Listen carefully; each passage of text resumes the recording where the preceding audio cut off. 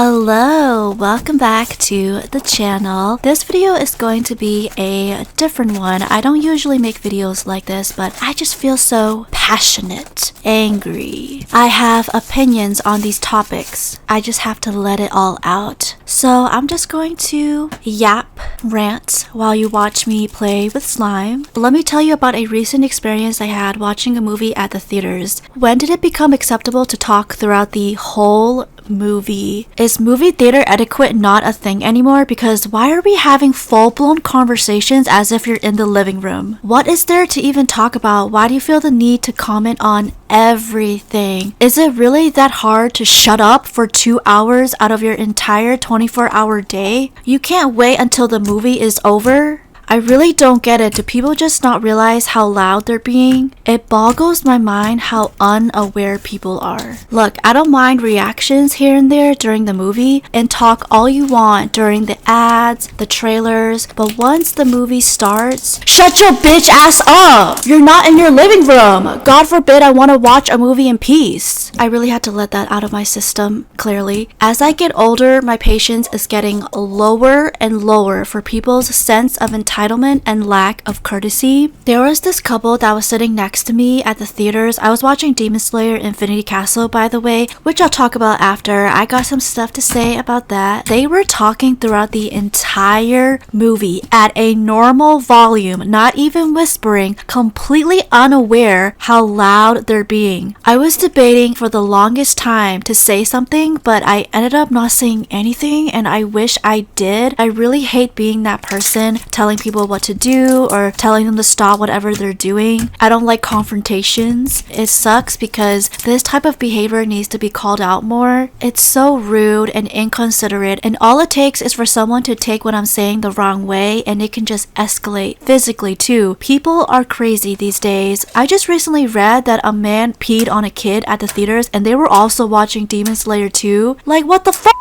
Crazy. Don't even get me started on the people who pay for a movie just to go on their phone the entire time. Why the hell did you bother paying for a ticket? What do you even need to do on your phone? If you're going to do that, then why waste your money when you can do that for free at home or some other place outside where it's more accepted? You clearly don't care about the movie, nor do you want to be there, so why don't you do us a favor and get the fuck out? Do you not realize how bright your phone is in a dark environment? Like, I didn't pay for a movie to listen to you talk, nor see your bright phone. It's annoying and distracting. Make it make sense. What also blows my mind is that even though I don't watch movies at the theater often, I've been noticing the lack of movie theater etiquette more after COVID. Before that, I never really saw it as an issue. I think a large reason for that is the need to socialize more, even for introverts. I'm an introvert myself, and yes, I have a social battery. I can't be on all the time, but that doesn't mean that I don't like socializing. Eventually, I'm gonna want to talk to someone. I'm gonna want to be in a social setting because it's nice. It can get lonely sometimes.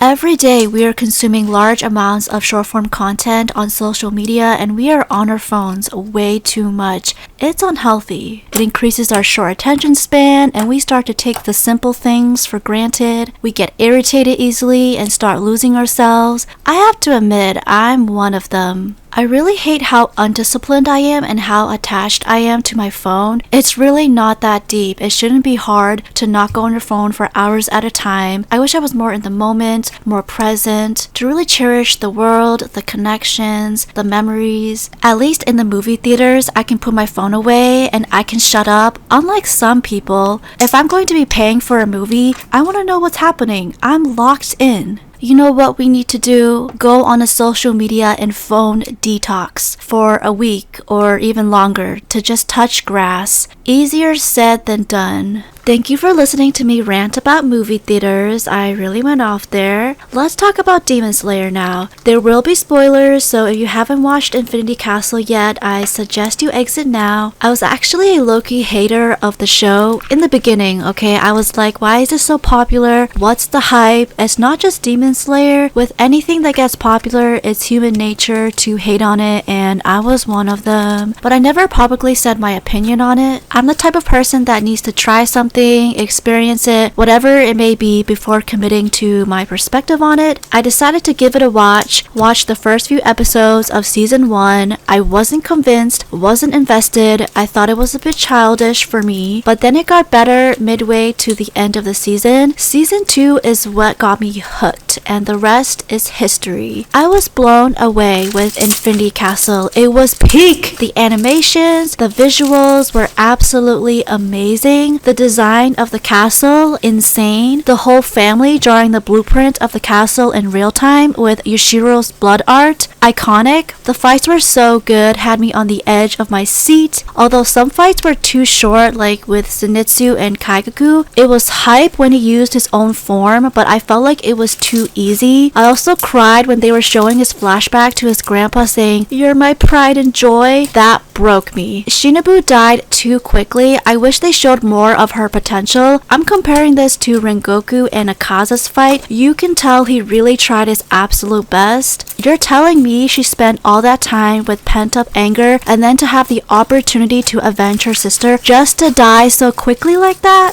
Doma killed her too easily. I wish she put up more of a fight, more oomph. Also, I hate you, Doma. I hope Kanao obliterates you. The only thing I didn't like about the movie was the pacing. There would be an intense fight and then boom, drops a flashback right in the middle. That really ruined the momentum, the mood. I'm not saying the backstories weren't necessary, and I know it's a known thing they do, but they were too long. It didn't feel like a movie anymore. Especially Akaza's part, it was dragging on. I was done with it. This is probably a hot take, but I didn't feel bad for Akaza at all. I'm sorry, I'll never forget what he did to our boy Rengoku. Set your heart ablaze. His death wrecked me. His backstory definitely could have been shortened, and they should have shown more of the fights, like Doma and Kanao's, and Zenitsu and Kaigaku's. Tanjiro, Giyu, and Akaza's fight was peak. It's funny to me because if you think about it, they just need to find Nakimi, and this would be all over. Anyways, that's all I gotta say. Thank you for listening to me yap. I'll see you in my next video. Bye!